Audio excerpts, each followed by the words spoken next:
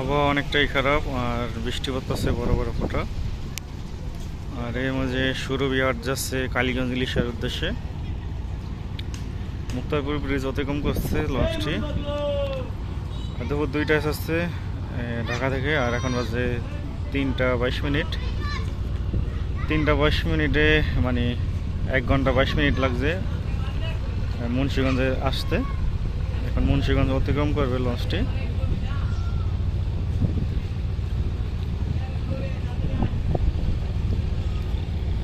আমার বড় বড় হয়।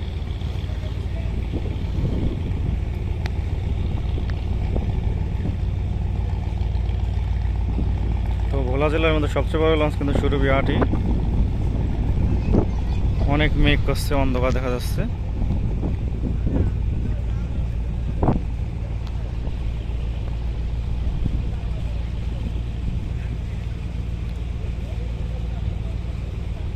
বর্তমানে 3তলা লঞ্চের মধ্যে সবচেয়ে বড় লঞ্চ সুরভিহাট। আর 3তলা লঞ্চের মধ্যে সবচেয়ে বড় লঞ্চ ছিল হচ্ছে কীর্তনখোলা 2, যা 292 ফুট লম্বা ছিল। অনায়াসে 4তলা করানো যেত। যাই হোক, অনেক কাজ দিয়ে যাইতেছে যেহেতু আবহাওয়া খারাপ।